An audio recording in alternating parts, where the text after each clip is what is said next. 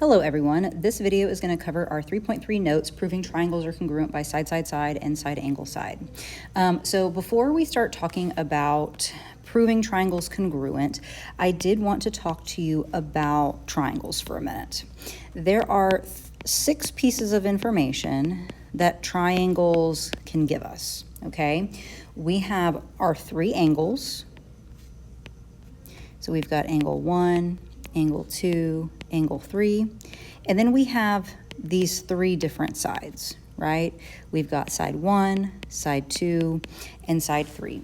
So whenever we start talking about proving triangles are congruent, no matter the method, we need 3 of the 6 pieces of information in order for us to be able to prove congruency. It's not just like a random grouping of 3 pieces of information. There are specific ways that do prove congruency, and then there are specific ways that do not prove congruency. So just as an example, me having all 3 angles being congruent from one triangle to another does not prove congruency, so I can't use those 3 specific indicators like in one proof. That doesn't prove congruency. So I just want you to keep that in mind as we talk about congruency. Today, we're talking about side, side, side, which means that if you have all 3 sides of your triangle congruent to the other 3 sides of a triangle, that proves congruency. And then you have side, angle, side, which means that you need 2 sides and an angle to prove congruency. So notice that I circled 3 pieces of information here, and I had circled 3 pieces of information in the previous example that I gave with side, side, side. So just kind of keep that in mind as we go through this.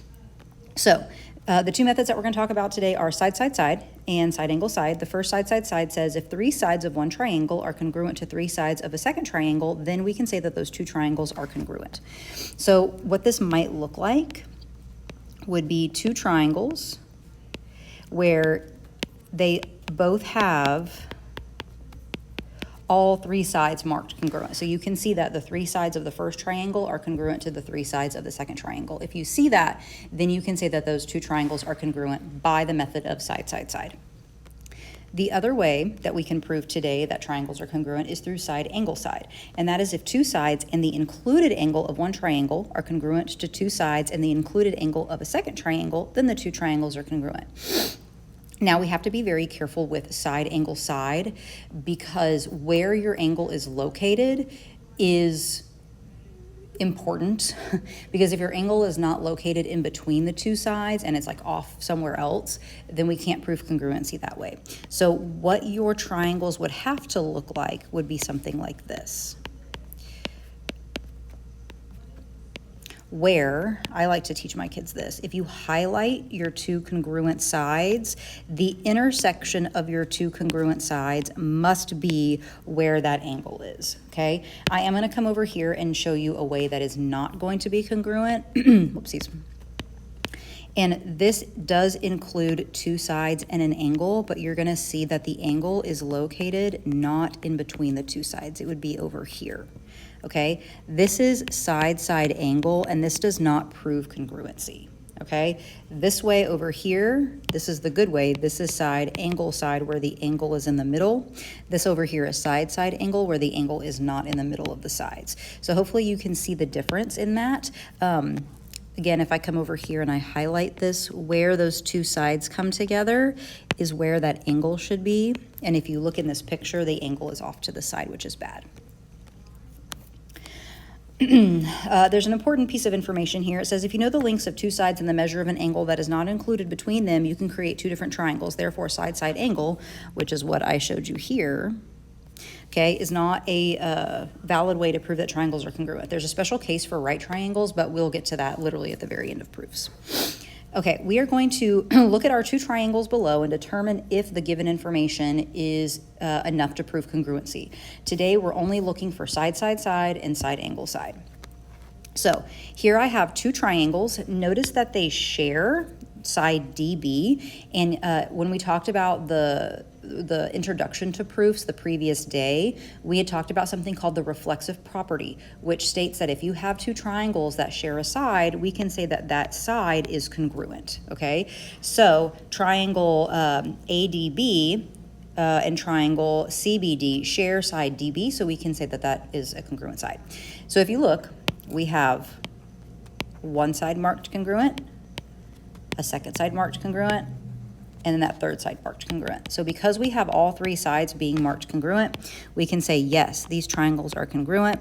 The method would be side, side, side. And then when we write our congruency statement, remember that the order matters. So if I start at A and then move to D and then move down to B, I have to start in the same position in my other triangle. A is located between the double markers and the single marker where they come together, okay? So I'm looking for the double and the single where they come together, which is C. So that's gonna go first.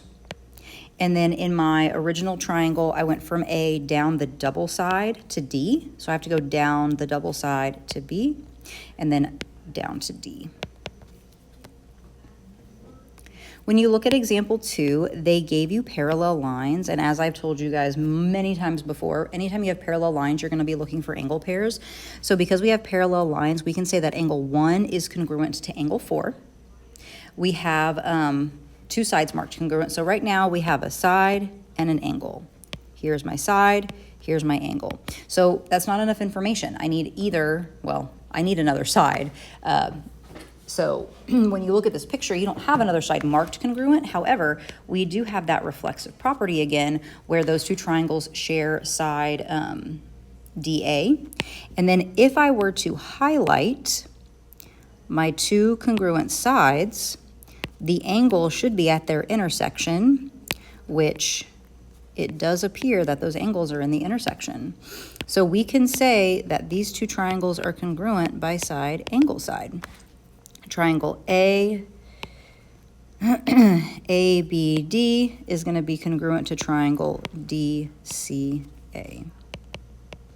And again, the order does matter, so pay close attention. All right, looking at number 3, they give us information at the bottom. They say that angle ADB is congruent to angle CDB. So ADB is this angle here, is congruent to angle CDB, which is this angle here. And we also know that they share that reflexive property. We need to check to make sure that the intersection of those two congruent sides is where my angle is located at, and it is that. So we can say that yes, these two triangles are congruent by side, angle, side. We're starting at A, moving to D, moving down to B. I'm gonna start at C, move down to D, move over to B. All right, number 4, it says, line segment DB bisects angle ABC. ABC is this angle. It's this one right here, which would mean that this angle is congruent to this angle, okay? And then we have our reflexive property. So I need to see there where my two congruent sides come together, that angle should be located there. It is not, so we would say no. And if you ever have a no, those other two blanks just need a little line marked through them. If you really want to, you can come here into the second blank and say that this is side angle with a sad face, okay? But if your triangles are not congruent, then you absolutely cannot write a congruency statement, because it's literally telling me that my triangles are congruent, okay? So you definitely need a dash in that blank space there. All right, looking at number 5, they tell us that AB is parallel to DE. And anytime we have parallel lines, we're looking for angle pairs. So B and D are congruent, they're alternate interior. A and E are congruent, they're alternate interior. So right now I have an angle and an angle, but I don't have any side information. But I do need to see if I can get 3 pieces of information. And by looking at these triangles, I can also say that angle 1 and angle 2 are congruent. So right now I have angle, angle, angle. And here is a piece of information for you. I can have 2 triangles with the exact same angles. This one's 20, this one's 50.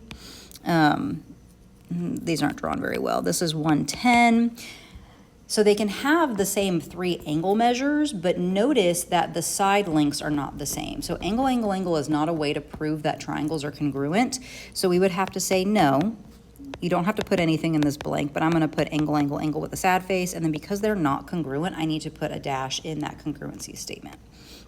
Okay, so here's an example of where you have all three sides congruent, which is good. You have two examples where you have two sides congruent and the angle included is there. And then you have an example of two sides and an angle where the angle is not the included angle. And then you have something called angle, angle, angle, which will never prove congruency.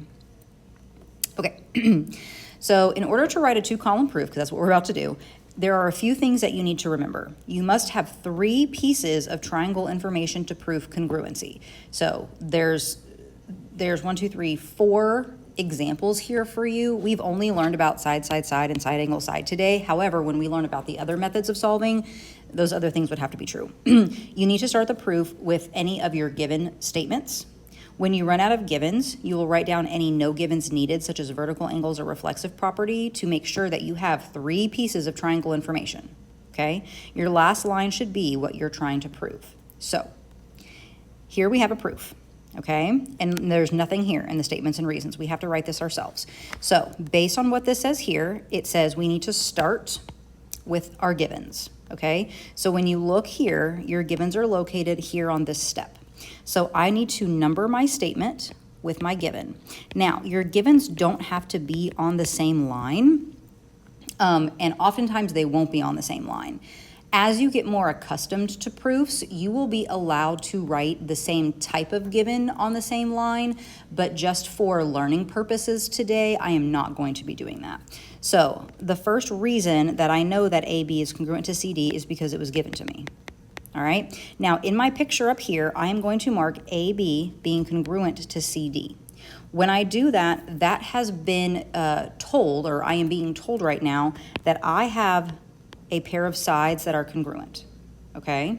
Remember, my options are side, side, side, side angle, side for today. There's other options later, but today those are my options. So I have one side available. Check. They're both fit in the mold here, okay? Next, I'm gonna move to my second given. Side DA is congruent to side BC. So DA is congruent to side BC. That is also a given. And not only is it a given, it's another side. So I can mark that out. So in order for me to prove congruency, I either need one more side or I need an angle, okay? Those are my 2 things that are left over. Now, I'm out of givens. I only had 2 givens, I'm out. So it says, when you run out of givens, write down any no givens needed, such as vertical angles or reflexive property. Well, when you look at your picture here, I don't have any angle information. Like I can't say that this angle is congruent to this angle because I don't have any parallel lines. I don't know if D and B are congruent. There's no information for me to conclude that. And remember, I said in geometry, you can never assume anything to be true. So I don't have vertical angles because I don't have any intersecting rays or any intersecting lines. So the only other option I'm going to have is my reflexive property. And so I have to write that down. I have to come down here and say CA is congruent to CA, and that reason is the reflexive property. That's how I know that that's true. And lucky me, I have another side marked congruent. So because of that, I know that I'm going to be proving these triangles are congruent by side, side, side. So the last step says prove triangle ABC is congruent to triangle CDA. Well, I just did that. They're congruent by side, side, side. So that's going to be my last step. Step number 4 is going to be triangle ABC is congruent to triangle CDA, and my reason for that is side, side, side. Okay? See? Prove. That's what I'm trying to prove. All right. We're going to move down to this picture here. And remember, the only options I have right now are side, side, side, and side angle side. So I'm going to be like kind of checking these off as I go.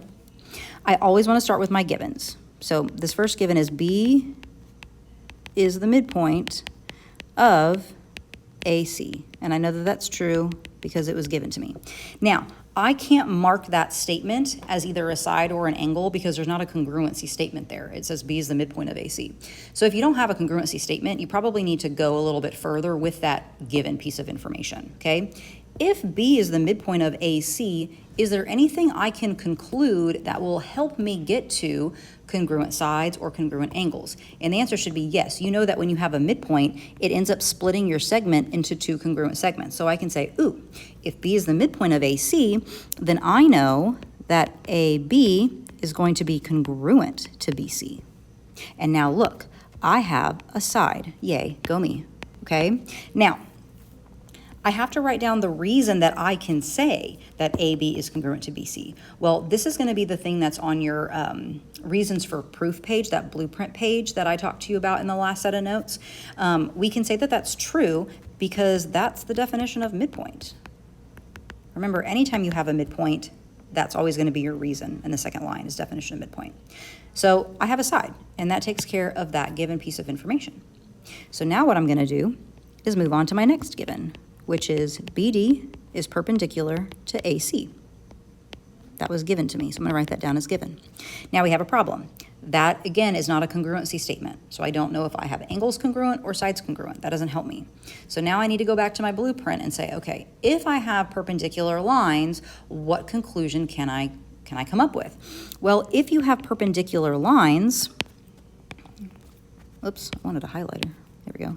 If I have perpendicular lines, okay, one of the things that we've learned about is perpendicular lines are going to give you right angles. So I can say, ooh, angle 3 and angle 4 are right angles. And I know that's true based on my blueprint because that is the definition of perpendicular. But again, I haven't been able to write down that angles or sides are congruent. So I need to take it one step further. Is there anything I can conclude about 3 and 4 being right angles that I can say, now I have congruency? And you should say, yeah, angle 3 is congruent to angle 4 because all right angles are congruent. So now I can say, ooh, I have an angle that I can mark congruent. And guess what? This side up here doesn't even have an angle with it. So I know that I'm going to be having to solve this or prove congruency here by side, angle, side. I have one side, I have an angle, so I need my last side. But unfortunately for me, I'm out of givens. So now I have to think about any other thing that I can say is true without a given statement. And the only two pieces of information that I have are vertical angles or the reflexive property, technically the substitution property, but like, no, I don't have enough information for that. So at this point, you should say, well, the only other thing that I can think of here would be the reflexive property.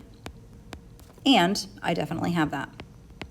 So I can say that DB is congruent to DB by the reflexive prop. And go me, there's my last side. I have enough information now to prove that my triangles are congruent by side, angle, side. I'm about to sneeze, so if I stop for a second, I am so sorry. Gosh. Okay, so triangle ABD is congruent to triangle CBD, and my reason is side, angle, side. And I did it, okay? And that's all for the notes. Proofs are weird, proofs are hard, proofs will take time to get used to. Please don't panic if you're struggling. You just need to practice, you need to do your work, you need to ask your teacher questions, you need to follow your blueprint. Please use that blueprint document that I've given you. It's going to help you tremendously. Anyways, that's all the information I have for you on this video. If you have any other questions, please go see your teacher during their normally scheduled tutorial times, and I will see you in the next video. Goodbye.